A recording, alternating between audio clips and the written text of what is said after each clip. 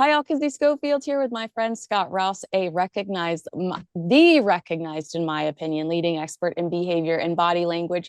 Scott serves as a trusted advisor to law enforcement, the military, top tier CEOs, and me. You might recognize him from News Nation or the Dr. Phil Show. Be sure to follow Scott on his YouTube channel and the Behavior Panel's YouTube channel, although I have, a suspicion that you already do. Okay, so Scott, thank you for being here today. Do you mind if I give you some backstory before we break No, down?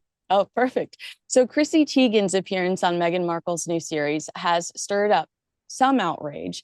Critics argue that Meghan is aligning herself with somebody who has faced years of accusations for bullying behavior on social media. The pair feels or the pairing, I should say, feels especially awkward given that Meghan herself has been accused of mistreating palace staff during her time as a working royal. And Meghan has denied the allegations. But it's the contrast between her public messaging about kindness and compassion and the stories that continue to follow her. I know you probably saw the Vanity Fair article, The Hollywood Reporter, in the last year.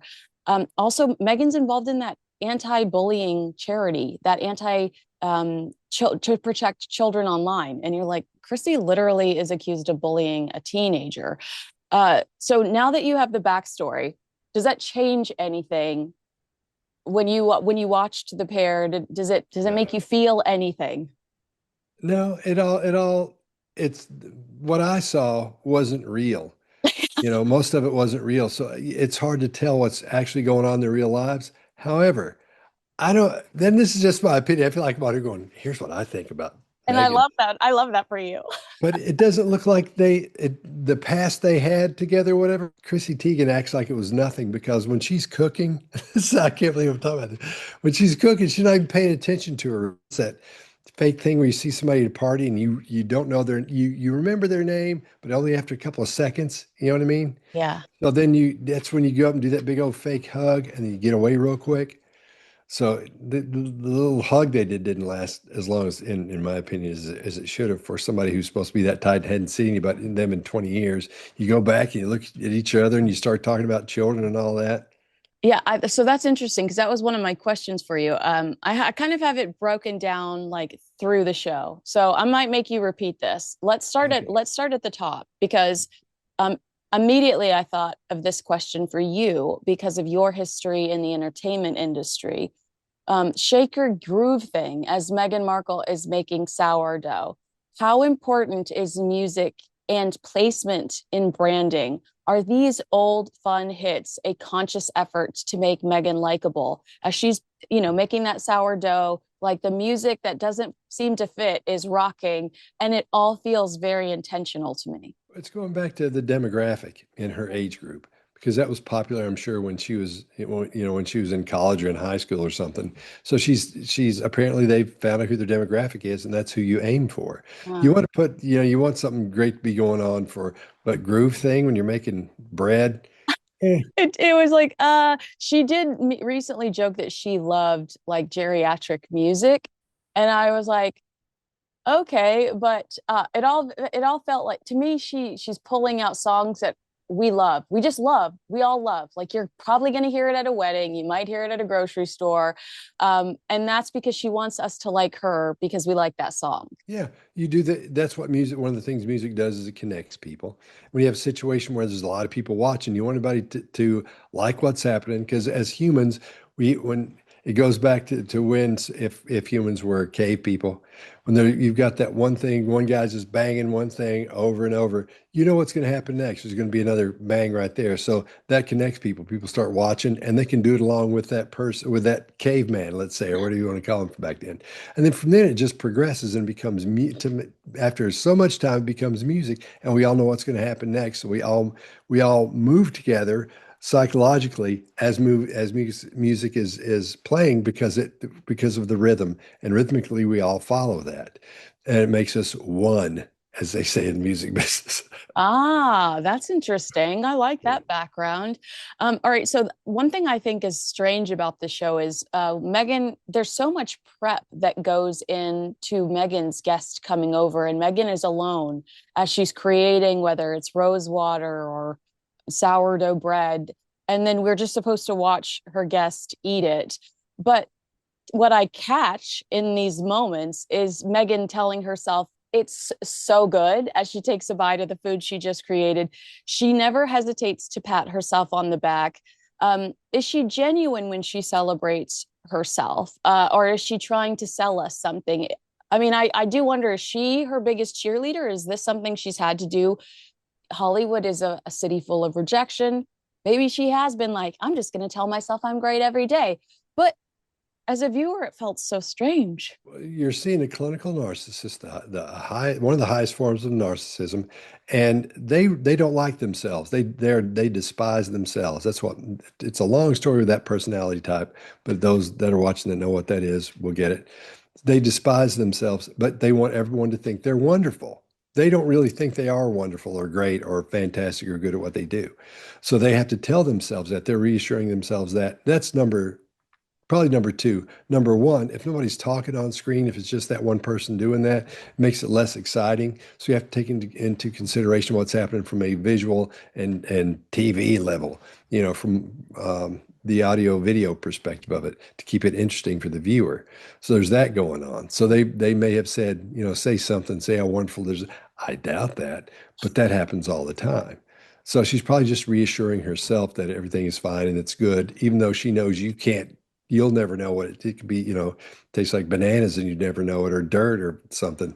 But she's telling you how great it is, so you can say, "Oh, that's great." Yeah. She's doing it for herself, but most likely they've said, "Look, when you go through this, just talk about it as you do it." Yeah. TV's weird, yeah. TV is weird. You're absolutely right. All right. So John Legend shows up, who happens to be probably the biggest name on her show at all, through season one or season two. Maybe Mindy Kaling competes with him. But Chrissy and Meghan are old coworkers, we're told, but they haven't really been friends, like you said. She hasn't seen her in 20 years. So their on-camera reunion to you felt too staged. Their on-camera reunion to you just felt like this is also for TV. Yeah, if they're really friends, they would have connected beforehand. We start at 1, so shoot, show up at 11:30, let's eat and we'll hang around, we'll go through what's going to. So that would happen, not this. So it may not have been a surprise. That may not have been real.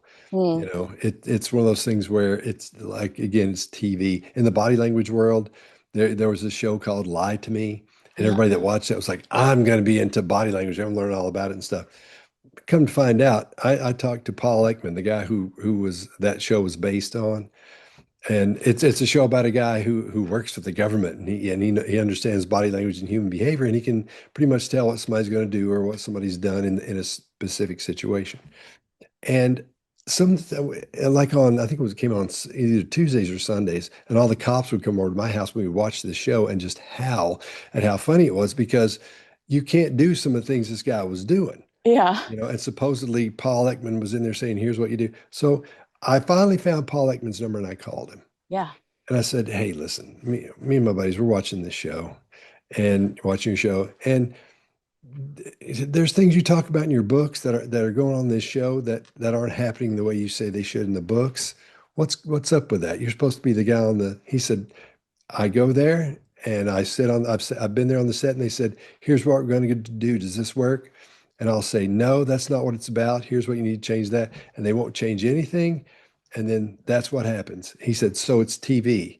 And I Yeah. said, well, what about the blinker? What about this thing? He said, it's TV. And he kept just saying that. So I think he sort of resigned to the fact that anything you see on TV is most likely been filtered through whoever wants to make the show do what it wants to do. Does that make sense? It makes total sense, especially when you consider the fact that this is not even Meghan Markle's house. This is some stranger's house in Montecito, which makes it all. I know everybody doesn't work in their own home, but she's pushing so hard to be Susie Homemaker, and it Wait, feels hang on a second. That's not her house? no, it's a rented What's house. her dog doing there? Wasn't that her dog there? Yeah, that's her dog. Yeah, she's trying to make it look like her house, so she has her Oh, dog there. It feels so weird. I have a strange question. Did you get the sense at all when John Legend was there that he was a protective force for Chrissy Teigen?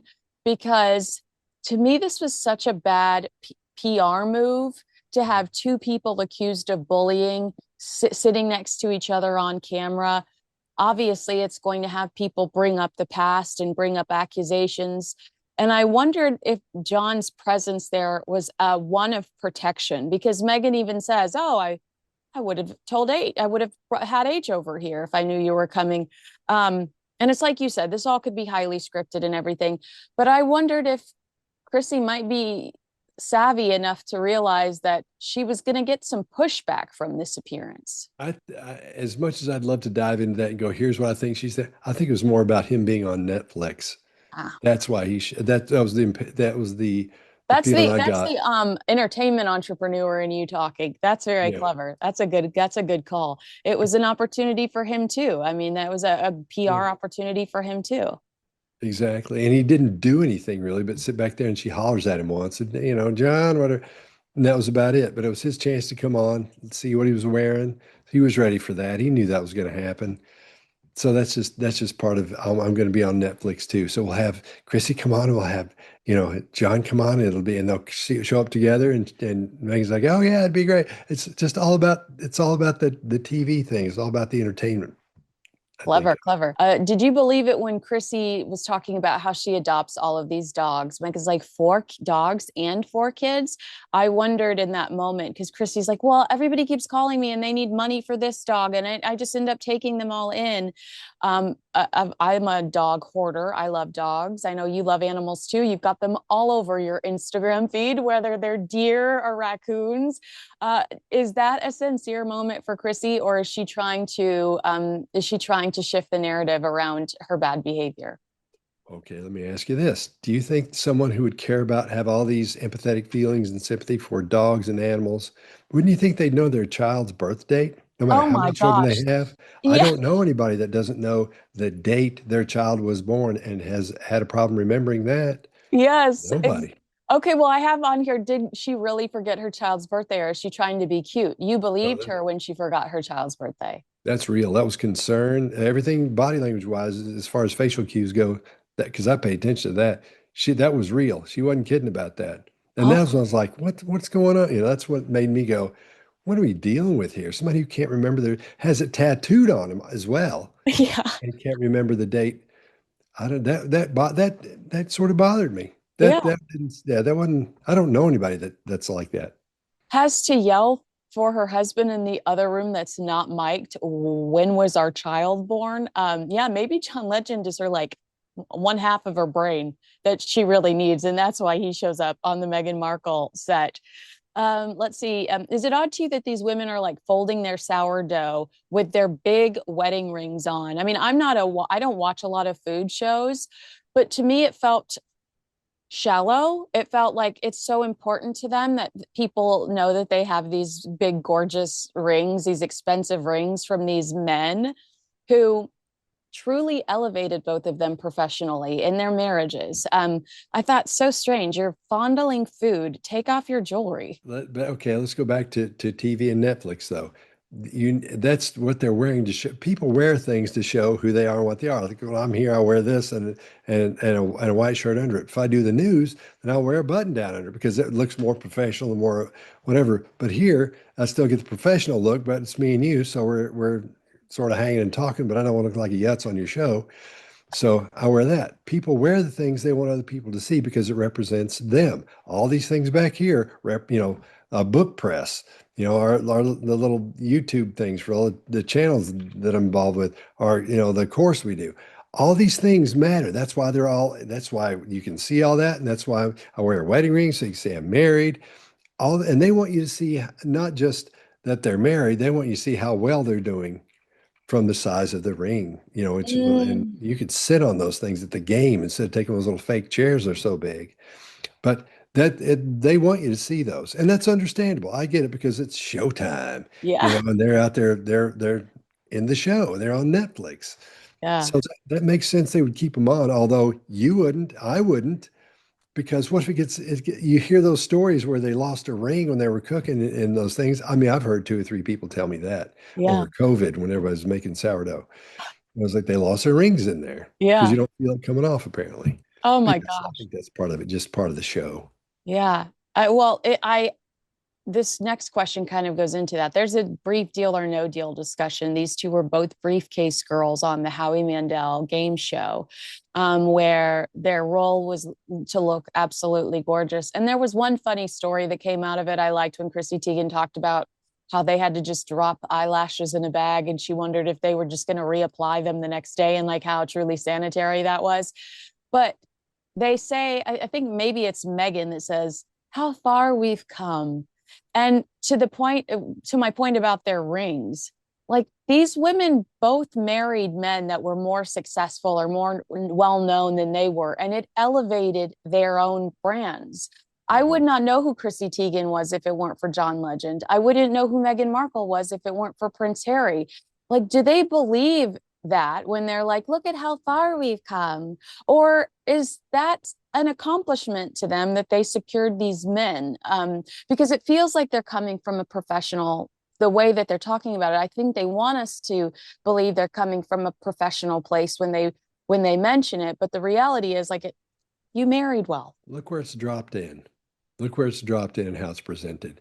I think there's that odd feeling of not knowing what to say a lot of times, and I think we experienced that by watching that a couple of times as well.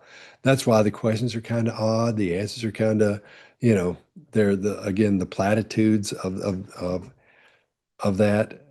The answers. It's just odd. They don't know each other. They Yeah. know each other, but they don't know each other well enough to be talking about, you know.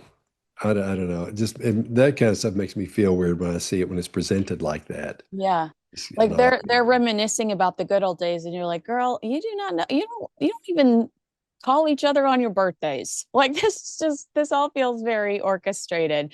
Now, I asked you earlier if you felt like Chrissy was nervous and that or knew maybe potentially that she might get some negative feedback due to this association. But one line she says, which made me feel like, oh, she's oblivious, was, it's so nice to have something to do that doesn't involve electronics. And all I'm thinking is like, Chrissy Teigen, online bully. Yeah. So when you heard her say that, that to me again was one of those forced uncomfortable moments where like it's just too quiet and you have to say something like, oh, cell phones are bad. But I was also thinking like the irony, because you're literally accused of using cell phones to harass a teenage girl. Yeah. It goes back to Kafka, and he said every man must necessarily be the hero of his own story. So no matter what you're saying in a situation like that, when you're on TV or you're on the show, Netflix, wherever it is, you've got to be the smartest. You've got to be able to come back with something funny, something interesting. You want people to see you being a smart person, a funny person, someone who's interesting. So she's just swinging for the fences, trying to say something at that point that sounds clever or sounds like gives you some kind of background on her. Nice. Yeah. That's what I thought about that, because there's not much, what does that mean? I mean, Yeah. it means probably her phone, not Yeah. electronics, but her dang phone is probably what she's talking about. Yeah. So that's what it seemed like to me. It's that petty nothingness that seems to be the topic of conversation all the time. It was like Oh, it sounds so reeking that, horrible. I that shouldn't. entire episode reeked of the petty nothingness that the tire Yeah. in yeah, I don't have a real question here, but I think you're a stylish guy. We just talked about your blazer. I've seen you on TV and you look sharp. How hideous were those flower pieces? Like, what the heck was that? I was like, the fact that they were just oohing and eyeing. And again, you're so right. This is all for TV. And it was giving Jamie Kern Lima, PTSD of the, and I'm like, these are hideous necklaces, ladies. Like, I don't wear, you're wearing a $30,000 Cartier watch. I know you know that this is a hideous necklace. I wish I would see what I feel like doing is going, girl, I'll tell you what about the flower. But I don't know enough. I don't know enough about flowers and things to know if that's good or not, to be honest with you. I know they're flowers, but that's about as far as it goes.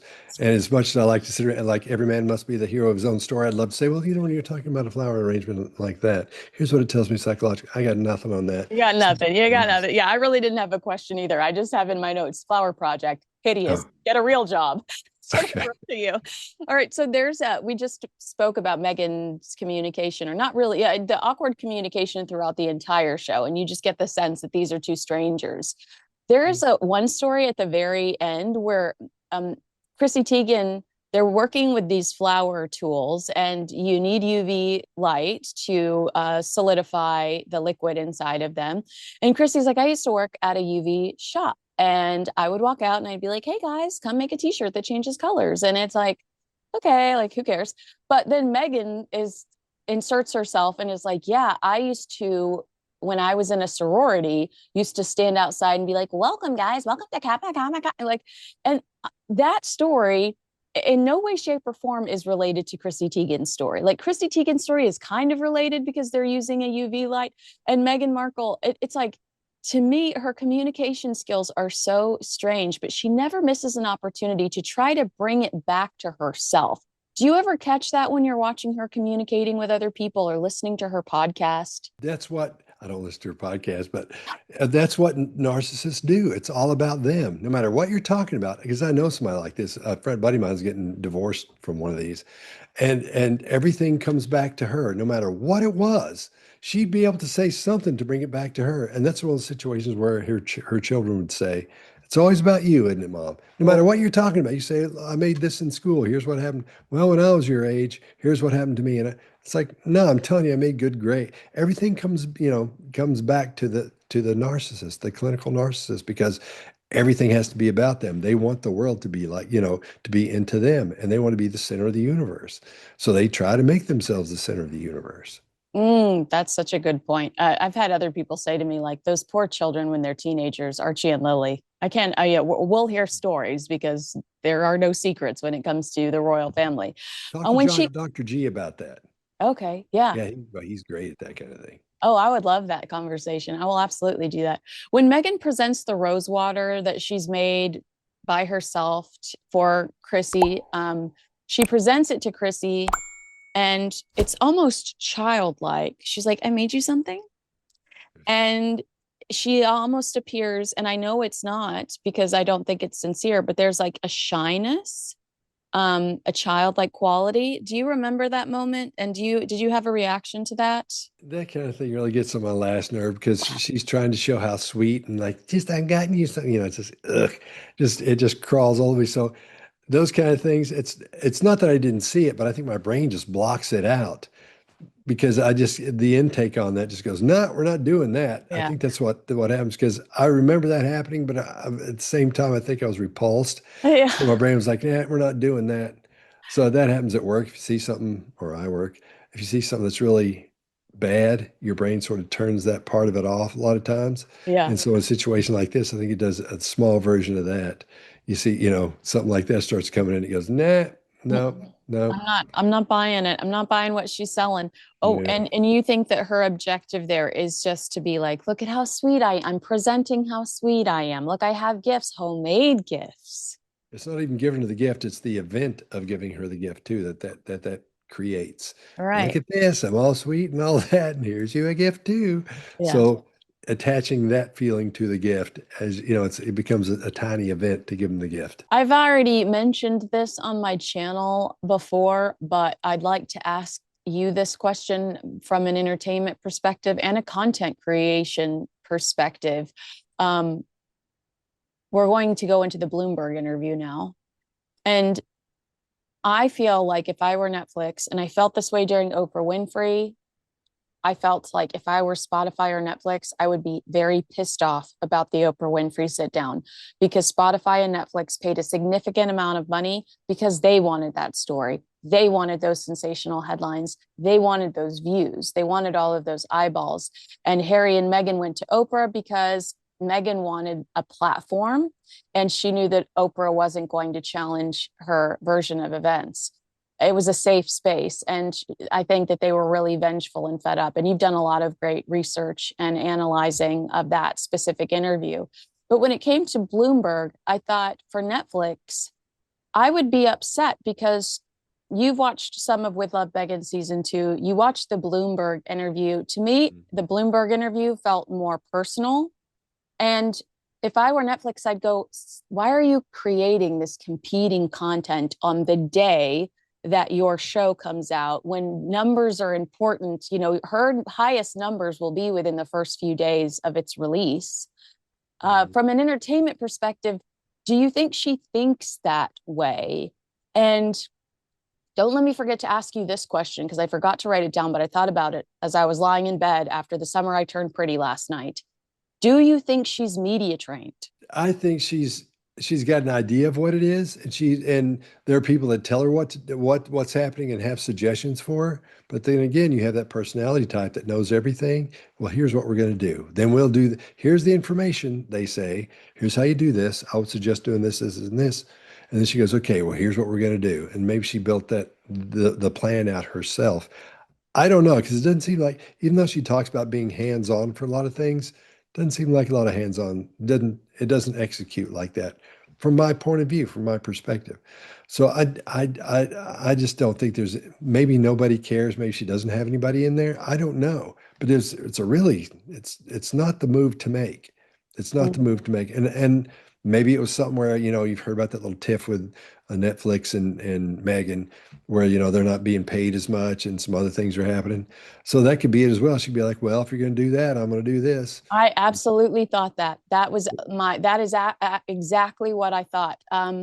What we've seen another example of it, but you're right. That's what I thought. If she might feel like they're not giving her what she wants or enough, as a content creator or as somebody that works in the entertainment industry, did it occur to you that it might hinder the success of season 2 for her to do something? She doesn't talk very often. You know this because you cover her as much as, whenever she does, we usually talk to each other. So Mhm. it's a big deal when she sits down and does an interview. If you're Netflix, are you thinking competing content? Well, in my opinion, Netflix should step in and say, "Here's what we're going to do. Here's what needs to be done in this little bubble of your show coming out. As we go through this, here's what needs to be done. Here, don't do this, don't, and not like don't do this, but hey, so stay away from doing this. Don't do that. That's what should happen. So Mm. apparently, there's nobody in charge of that. That would be my thought. I could be Yeah, completely wrong. right. But that's what it looks like to me, that nobody's driving that, because you would never do that. That's not a smart move. You want everything going toward that show so you'll be number one, so they'll give you a third season. Right, or So exactly.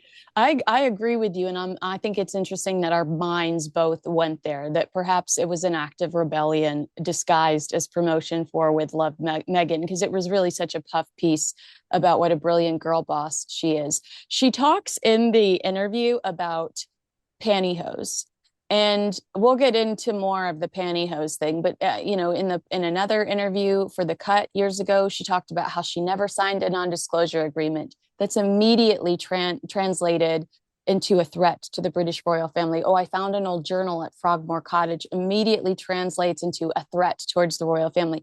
I had to wear pantyhose, immediately translates into grievance against the British royal family. That's why I asked, do you think that she's media trained?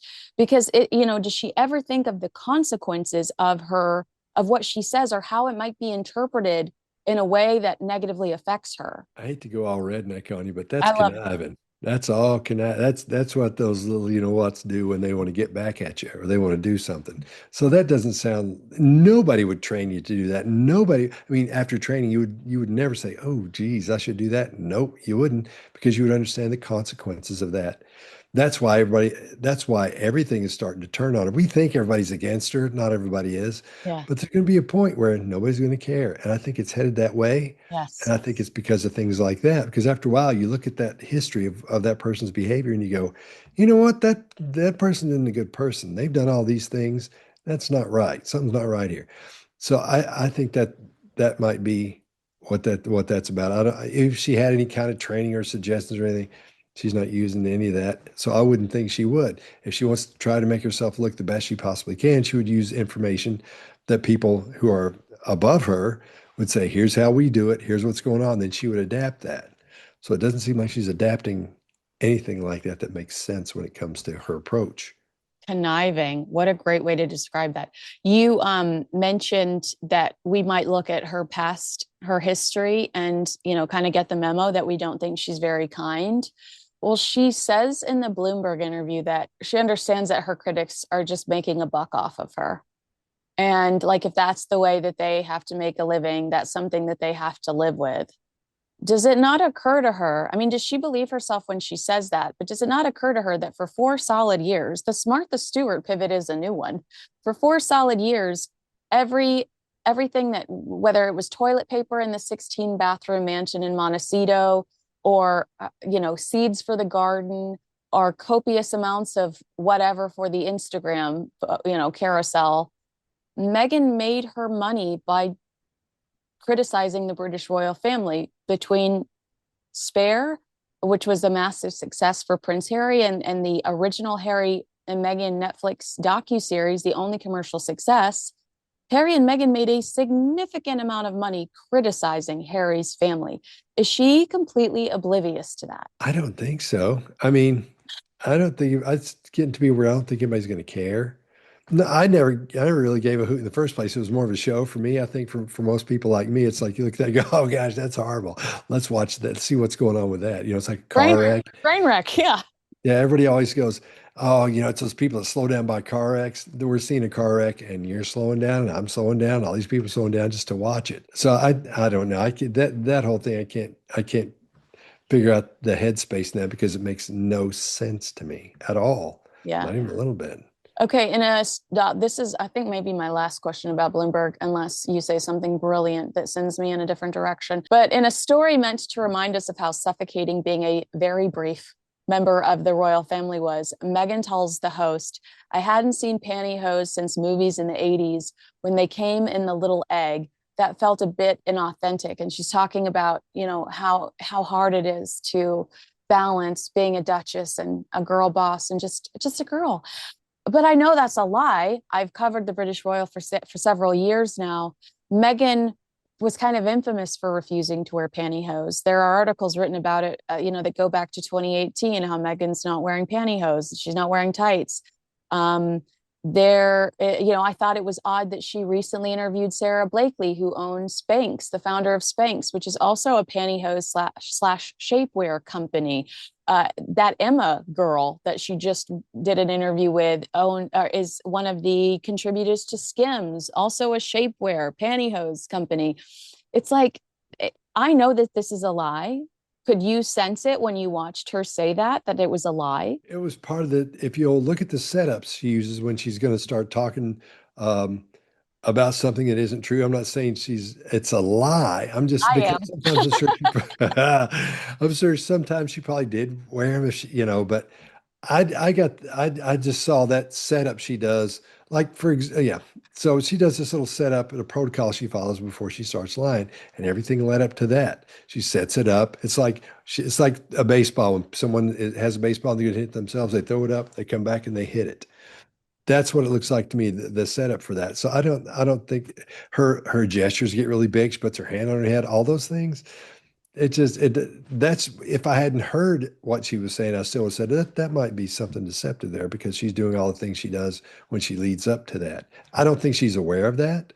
I think that's just the way her brain engages, and that's the behavior she does when she's getting ready to tell you something that isn't true, that she knows isn't true. That's very interesting. I need to watch for that more. The way that she uses her hands and things. But I feel like she's always. I feel like I sense that she's swooping in sometimes when she's not being sincere. Like I sense that she's trying to wrap herself around whoever she's talking to, like her energy. I don't know if, Mhm. do you know what I'm saying? I know that I'm explaining this horribly, but there's a Very sense much. of like sweetness, and I'm about to say something that's not true. So I really need for you to fall into this, to meet me where I'm at. Um, That's classic. That's textbook behavior for a narcissist. Notice how, narcissists, what they'll do when they're out eating, even with their family, they'll ignore their family as they focus on the waiter or the waitress, or the wait person, because they want to capture that person to come into their bubble of whatever it is they're about. You'll see that so often. They'll have the closest people in the world to them, but they'll ignore them as they try to capture somebody else. And I call it capturing because that's what you do. You throw out all your little webs on them, and hopefully something's going to stick, so you can wrap them up in how wonderful and nice you are. So when you leave there, they'll go, and you come back, they go, oh, here comes so and so. he's the nicest guy, or she's so wonderful and so nice, because that's one of the things they do. So what you're talking about is exactly what she's doing, trying to wrap all that person up in that and make them think she's so wonderful. I'll bet she does that all the time. Yeah. But keep it on. And somebody that does that a lot, when you're out somewhere and if you're in their family, they ignore your family, you're thinking, is my mom or my dad a narcissist? Look for that and see how heavy it goes into the capturing of the weight person or somebody else that's there as well. That's a big red flag. Oh my gosh, I've just glued that into my brain so I can watch for that in the future. Is there any other takeaway from Bloomberg? Like I was a little disappointed because it's supposed to be a business podcast. Where's the question about if this is ever going to end up in a supermarket? Where's the question about the inventory challenges that she's legitimately had? What was your response to the Bloomberg interview? It would be like if I were to start my own royal channel about the royals and do what you're doing. I said, I'm going to do what Kinsey did. She has the best. She's so good at that. I'm going to do that too. It looks so easy. And I started doing it too. I would know just enough to have somebody interview me for about 5 minutes where I went, yo, and I talked about Megan or the whatever it was. And that's it. Because I would just know the stuff that, in other words, that sprinkle on the top of it that sticks out. That's what she's doing. She's saying she's using platitudes, which are these they mean nothing. They're these little sayings and replies that mean absolutely nothing, or they're super boring. And that's what she's doing about being an entrepreneur. All of her business stuff is just that. Because if you'll listen when this woman asks her questions, everything is just that same stuff you've heard over and over, but there's no depth to it. She'll talk about those subjects from those boxes of things, but she can't get that box, open it up, and go way down deep in it because she doesn't have the knowledge to do that. And we're seeing that. She's not the one in charge over there. I don't think she understands anything that they explain it to her so she Yeah, can say she does. I was there, she understands it. No, don't think she does. I don't think she does. Everything is just really light, really thin, and she hits on those, but she doesn't go deep, and it moves on to something else, to the next question. right. And the woman does a fine job of not making her look like an idiot. Yeah, no, that Oh, takes some work. I feel like I feel like she definitely pursues people that are going to be gentle and kind to her and aren't going to challenge her. We've seen that for the last 5 years. So you're saying very surface level. She probably has listened to a couple of TED Talks and podcasts by real entrepreneurs. So she knows to randomly throw in words like skew or, these trendy words that might make somebody that is not necessarily invested in her go, maybe she knows what she's talking about. what's most likely happening is when you have a company like that, you have a group of people, in other words, your team that works together. And you have meetings. Everybody shows up to the team, especially the CEO.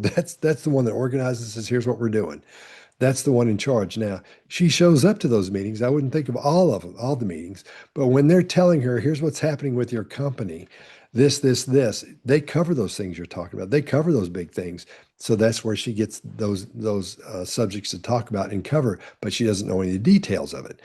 I would be hired by entrepreneur, by the financiers and people who would invest in companies to come and watch them talk to the people they were going to invest in or thinking about investing in. And we're not talking about $100,000 or $1 million, 2 million, like 15, $20 million. And they wanted to find out if this person knew what they were talking about or not, from the CEO and the financial person. So what I would do is I'd go and they'd pretend like I worked there and I wouldn't say anything, but I had these little hand signals to tell them what questions to ask. And what I was looking for was exactly what she's doing. She doesn't know in depth any of this stuff. It may sound good and she may know a little bit about it, but it's the very surface of it, you can spot that. And that's what she's doing. That's why I know what that looks like because I've Yeah. seen it 1,000 times when I go to look at someone like that to make sure they're being honest about who they are and what they're doing. Even though that company have been around for a year, 2 years, 3 years, as they're still trying that startup still trying to get funding, maybe 5 years sometimes. That still goes on. You'll still see somebody in there who's full of it. There'll be a con, or they just don't know what they're talking about. So you have to watch out for both of those. Even though it looks good, there's going to be things that cue you into something's not right here. And that right there is one of the biggest red flags. The CEO, the person in charge, can't go deep on anything at all. Yeah, when you've said to me in the past, I think somebody else is running her social media. I think, and I thought of you recently when there was a worm on her plate that was posted on social media. There's like a worm in the cookies. And I thought, yeah, I mean, somebody else has to be running this, because I can't imagine Meghan Markle not, seeing the worm that's on the plate. What, I don't know this one. What happened? She just posted like a teaser for her shortbread cookies, I think it was. And there's just a little worm on the plate. I mean, And she doesn't know it? yeah, nobody noticed it. Like it went up. I think it's still up. Are they out in the yard or something? No, well, I think she's probably outside. It's probably in the garden for lighting, but you're also like, could you guys not see the bugs Is crawling it a on little the food? inchworm? Was it a Yeah, little? is it a cute? It's a little cutie. Yeah, I'll send you Oh, the video. But I think what you've been saying to me is kind of like, I get the sense, and I've always felt this way about Meghan. Fake it till you make it. Like she's totally okay with that. Fake it till you make it. Fake it in Hollywood. She had this journal called like the Diary of the Working Actress that she had before she actually became a working actress. I mean, she might call it manifesting. That's fine. But like, if you're gonna go sit on Bloomberg and not have real answers, I think you're leaning into faking it till you make it. that's fraud. Yeah, thank you. Yeah, exactly. It really is. Fake it till you make it's one thing, because you're telling yourself, okay, I'm going to be like when I first started being a record producer, my mom and dad said, get cards that say Scott Rouse, record producer. Oh, So I was like, okay. And so what have you produced? And I haven't done anything yet. I'm just an engineer and doing this. They said, well, just say that's what you are. And the next thing you know, you don't have to lie about it, yeah. because that's what you are now. Just become that, just fake being one until you get the gig, and then you are one. And you are one. Yeah, but you can't go around in a business fashion telling, if I had done that and told Van Halen that or something, or somebody else like that, no, that's fraud. So Right. what she's doing is fraud, pretending she knows all these things. If she were to sell that service to someone else to help them Mhm. make money from that, then you'd have a situation there. You'd Mm. have a situation where she would actually be breaking the law, because that's fraud. That's true. All right, last question. Is there interesting to you from your entertainment background that she chooses to do Bloomberg and not the Today Show, Good Morning America? She could do those shows in a heartbeat because of the man she's married to, because of the name value, because of the eyeballs it would attract. Does it tell you that she's really desperate to brand herself as an entrepreneur versus the quick fix? Because I think she would have had much more success in the long run had she done a hit on Good Morning America. But she can't control Good Morning America. What if she messes up? She can't she doesn't have a person that's in charge. As Megan does say, I messed up, stop. She has the person that will go, hang on a second, I think this might be wrong. And they fix that and Yeah. then move on. You can't do that on live TV. Mm. So I think her lack of control of what's happening we're starting to see that as well. That's why she'll slowly disappear, because she won't be able to. She's always talking about being authentic. I hate to rant about this. She's always talking about, to be authentic, to have fun, to do all these things. You can't have fun in being a CEO like that. It's not fun. It's work. And to be authentic, she can't be authentic when she goes on those shows, because she doesn't know what she's talking about for the most part. Yeah. She can't go in depth on those, so she can't be authentic. And people want to see authentic. That's so true. Yeah, and that's not what we get from season two of With Love, Megan. I thought I saw no authenticity, and I just thought, oh no, how are they going to keep this going? I'm so bored. All right, Scott Rouse, the man, the myth, the legend. If you don't follow him on YouTube, absolutely do so right now. And I love that, you do such a variety of different topics. I'm kind of a junkie for your true crime stuff, because you make me think about things that I never in my life. Your Brian Koberger videos, you like sped one up and it was just like so creepy to watch. So if you love body language and you like just to discuss what could be going on the inside based on like little sneaky things that are happening on the outside, Scott Rouse is the way to go. You always make me sound so cool. You are cool. Look at your blazer. All right. Well, I hope I get to talk to you again very soon. And I think Meghan Markle is going to guarantee that. We'll do it. Just let me know. Agree with us, disagree with us. Let us know in the comments below. Make sure you like, subscribe, and share this video with a friend. Thanks, everyone.